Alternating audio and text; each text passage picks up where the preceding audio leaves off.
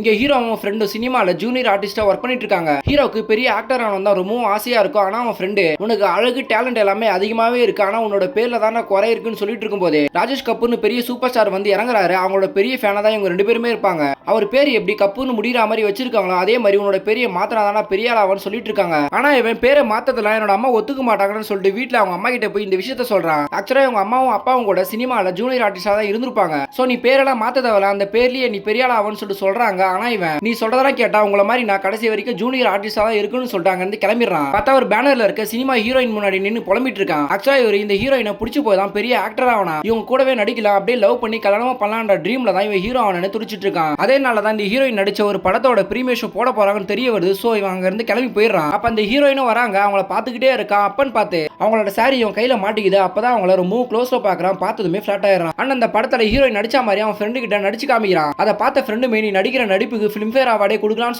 சொல்லிட்டு இருக்காங்க. அதை கேட்டதுமே ஒரு சந்தோஷப்பட்டு அவார்ட் வாங்கினா எப்படி பேசணும்னு சொல்லிட்டு இப்பவே இவன் ப்ரிப்பேரா தான் இருப்பான். சோ அதை பேசி காமிக்கிறான். அண்ட் அடுத்த நாள் அதே ஹீரோயின் கூட ஒரு நெருப்பு சீன்ல நடிக்க வேண்டிய வாய்ப்பு கிடைக்குது. அப்பன்னு பார்த்து எல்லா இடமும் பத்திக்குது. யாருமே ஹீரோயினை காப்பாற்ற வர மாட்டாங்க. ஆனா இவன் தான் போய் ஹீரோயினை காப்பாத்திட்டு வரான். அன்னையில இருந்து இவங்க ரெண்டு பேரும் ஃப்ரெண்டா பழக ஆரம்பிக்கிறாங்க. ஒரு நாள் இவன் ஹீரோயினை பார்க்கலாம்னு சொல்லிட்டு போறான். ஆனா அவங்க ஏதோ பிரச்சனை இல்லை, இவனை கவனிக்காம போயிட்டு இருக்காங்க. இவனும் ஃபாலோ பண்ணிட்டே போறான். பார்த்தா ஒரு ப்ரொடியூசர் கூட கண்களுக்கு நின்னுட்டு பேசிட்டு இருக்காங்க. ஆக்சுவலா இவங்க ரெண்டு பேருமே ஏற்கனவே லவ் பண்ணி யாருக்கும் தெரியாம ரெஜிஸ்டர் மேரேஜ் பண்ணிருப்பாங்க. ஆனா இப்ப இந்த ப்ரொடியூசர் வேற ஒரு கல்யாணம் பண்ணிக்கிறோம்னு சொல்லியிருப்பான். அதை கேட்டதுமே தான் இவங்க ரொம்ப ஃபீல் பண்ணி அழுகுறாங்க. அதே டைம்ல நான் பிரெக்னன்ட்டா இருக்கேன்ற விஷயத்த சொல்றாங்க. அதை கேட்டதுமே இவன் ரொம்ப சந்தோஷப்பட்டு இப்பதான் உன்னை வச்சு ஓம் சாந்தி ஓம்னு சொல்லிட்டு ஒரு படம் எடுக்க போறேன், அதில் நீ தான் ஹீரோயின், உன்னை இப்ப கல்யாணம் பண்ண அந்த படம் சரியா ஓடாது, சோ நான் படம் முடிஞ்சதுமே நான் உன்னை கல்யாணம் பண்ணிக்கிறேன்னு சொல்லிட்டு சமாதானப்படுத்திடுறான். பட் இதெல்லாம் கேட்ட நம்ம ஹீரோ ரொம்ப ஃபீல் பண்றா. இருந்தாலுமே நம்ம லவ் பண்ண பொண்ணு நல்லா இருந்தா போதும் சொல்லிட்டு நினைக்கிறான்.